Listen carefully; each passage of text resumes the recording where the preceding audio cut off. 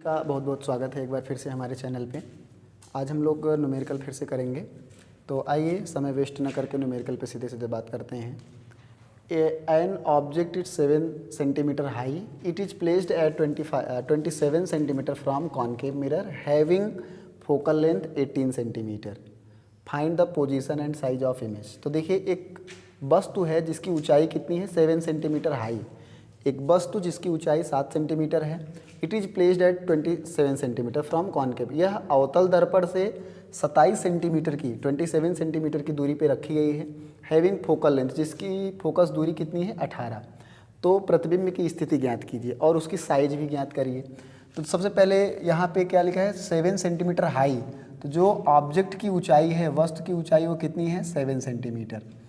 और वस्तु it is placed at 20 centimetre, और ये वस्तु कितनी दूर रखी गई है, 27 सेंटीमीटर। तो वस्तु की दूरी हम माइनस में लेंगे। एक अवतल दर्पण के सामने 7 सेंटीमीटर ऊंचाई की वस्तु 27 सेंटीमीटर की दूरी पे रखी गई है, और उस दर्पण की जो फोकस दूरी है वो कितनी है, 18 सेंटीमीटर।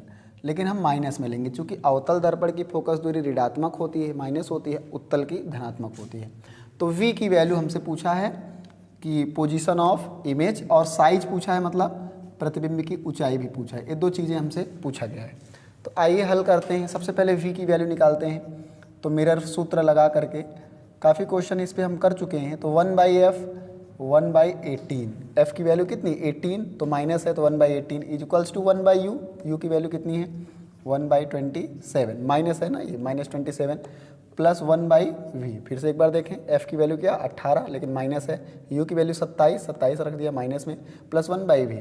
तो -1/18 ये उस तरफ जाएगा, ये -1/27 उस तरफ जाएगा, तो प्लस 1/27 हो जाएगा। और बराबर क्या बचेगा, 1/v। ये -1/27 उस तरफ जाएगा तो प्लस हो जाएगा, ये पहले से है। इन दोनों का एलसीएम लेंगे तो आएगा क्या, 54 आएगा। अब 18 का टेबल पढ़ेंगे तो 3 बार जाएगा, और 27 का टेबल पढ़ेंगे तो 2 बार जाएगा, बराबर 1/v। फिर से एक बार समझें, 18 और 27 का एलसीएम लसा लेंगे तो 54, और 18 का टेबल पढ़ेंगे तो 3 बार जाएगा, 27 का पढ़ेंगे तो 2 बार जाएगा। अब आगे हल करते हैं। तो 3 में से 2 गया तो कितना है, -1/54। 3 में से 2 गया तो माइनस ये ज़्यादा है, तो -1/54 इज इक्वल्स टू क्या, 1/v।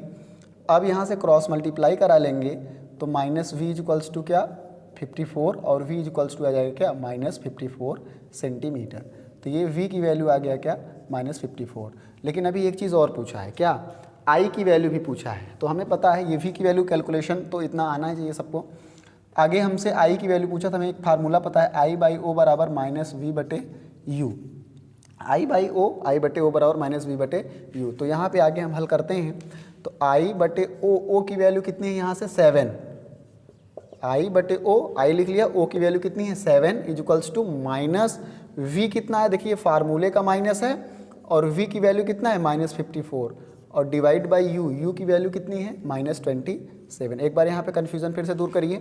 I/O बराबर -v, और v की वैल्यू कितनी आई है, -54। ये माइनस फार्मूले का है, ये माइनस फार्मूले का है, और v की वैल्यू -54 अलग से है। तो और ये u की वैल्यू कितनी है, u की वैल्यू है -27। तो ये इस माइनस से ये माइनस कट गया, तो क्या बचा, I/7 इज इक्वल्स टू, ये 27 दूना 54, 27 से काटेंगे तो कितना आएगा, 27 दूना 54, ये -2। अब यहाँ पे ध्यान दीजिएगा, ये माइनस से ये माइनस कटा, लेकिन ये अंदर वाला माइनस बचा है, इसलिए -2 लिखा गया है। इस माइनस से ये माइनस कट गया, लेकिन ये माइनस बचा है अंदर वाला, तो 27 दूना 54।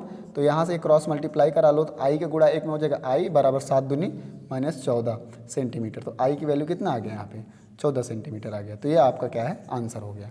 v की वैल्यू आ गया 54, i की वैल्यू आ गया क्या, -14 सेंटीमीटर। तो ये पहला सवाल हो गया।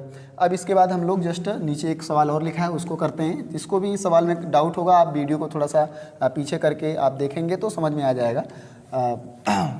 कोई बहुत कठिन सा सवाल नहीं है, सिंपल है, बस कैलकुलेशन थोड़ा सा आना चाहिए।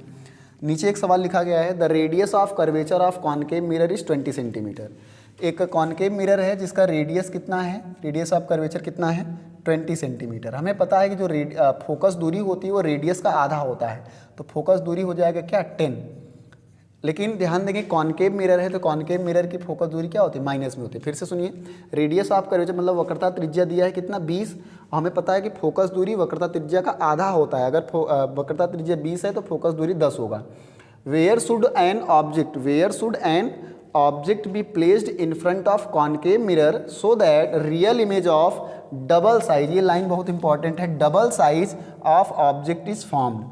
बोला जा रहा है कि एक अवतल दर्पण की वक्रता त्रिज्या 20 है, एक वस्तु को कितनी दूर रखा जाए, where should be an object be placed, एक वस्तु को कितना दूर रखा जाए कॉनकेव मिरर के सामने, सो दैट रियल इमेज बने, उसका वास्तविक प्रतिबिंब बने और दुगुना, वस्तु का दुगुना, डबल साइज ऑफ ऑब्जेक्ट।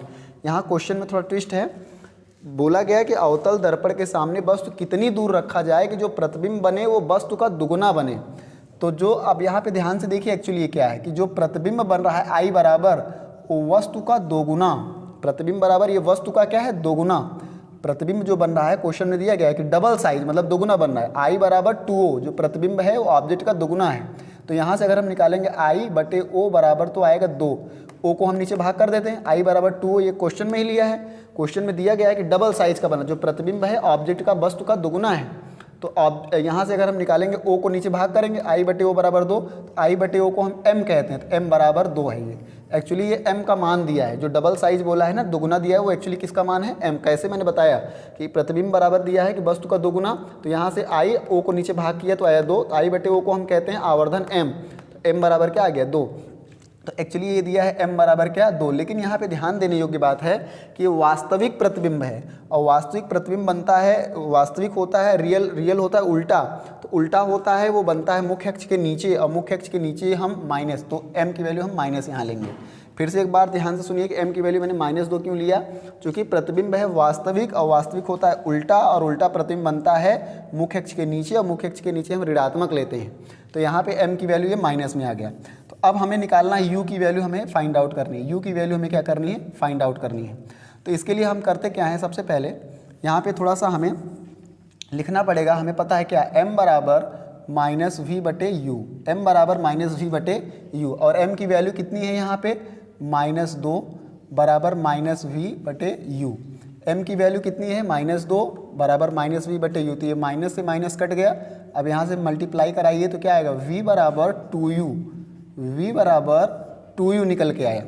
यहाँ से इसका v का गुणा 1 में किए तो v और 2 का गुणा u में किए तो v बराबर 2u।